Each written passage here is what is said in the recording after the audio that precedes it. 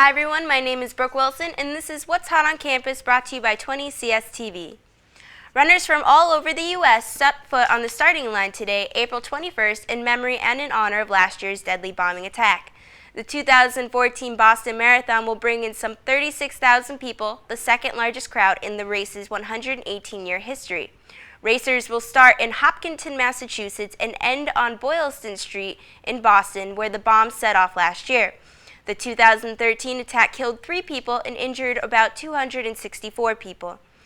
There were expected to be hundreds of thousands of fans lining the course who rooted for runners from the U.S., Ethiopia, and Kenya. Police held a heavy presence, enforcing new restrictions such as a ban on backpacks. More importantly, the Boston Marathon brought a sense of closure for some concerning the attack. Memories of the attack were stirred after a memorial service last Tuesday, and finally, participants have the opportunity to make up for last year's tragedy.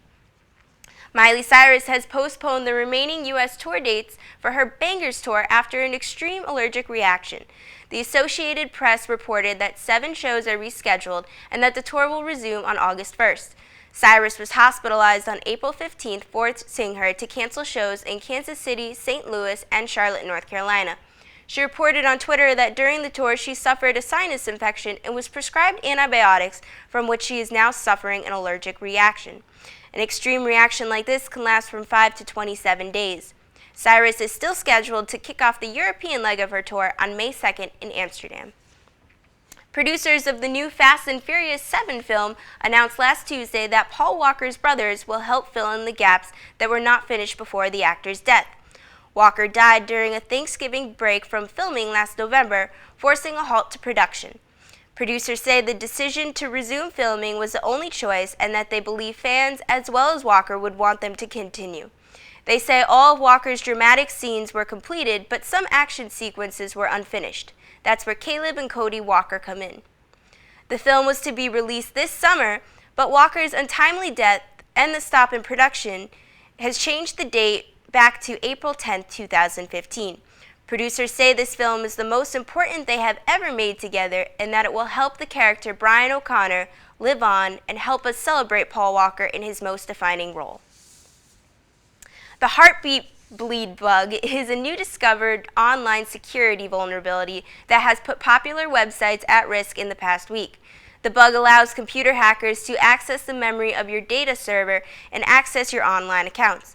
It is especially dangerous because it not only allows the hacker to gain up to 64 kilobytes of memory, but they can perform the hack over and over again in order to get loads of information. SUNY Cortland released an email last week warning students to change their passwords on important websites, but specialists suggest that you wait until the website has announced that they have patched the bug.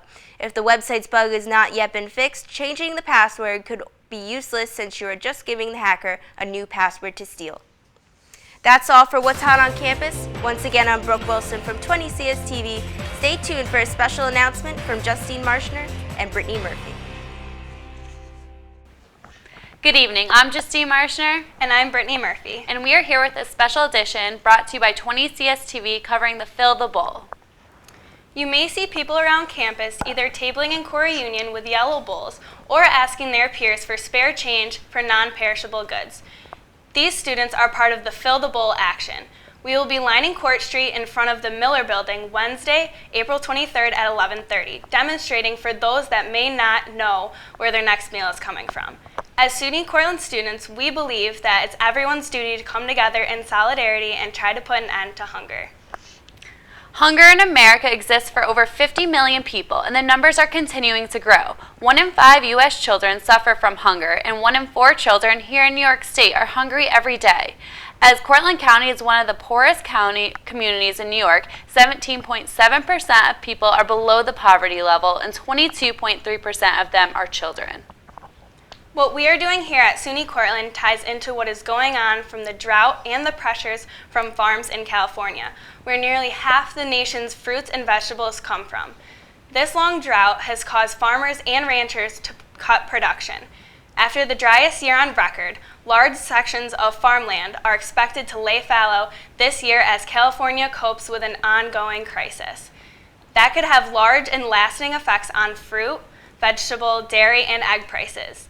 With these problems at hand, The food prices are surging and making it hard for many to get the nutritious foods they want into their diet. This especially is going to affect those who already are struggling to even get the basic food they need or fulfill a healthy diet. Because Cortland has such a high rate of people close to the poverty line, this will then affect many people right here in our Cortland community. People should have access to food even if they themselves can't afford to get it. This is one of the main reasons we are trying to raise awareness about problems right here in our community, about those who are suffering and go hungry every day. If you want to help, please donate any spare change you have or non-perishable food items during the action on Wednesday. A serious change can be made if we all believe that we can do it. This change, however, won't be completely effective unless we raise as much awareness as possible. So spread the word to your family, friends, teachers, or anyone that can help donate money to change these awful statistics. Thanks for tuning into our special edition covering the Fill the Bowl action. We look forward to seeing you all out demonstrating against poverty this Wednesday. Cortland Unite, Hunger We Fight.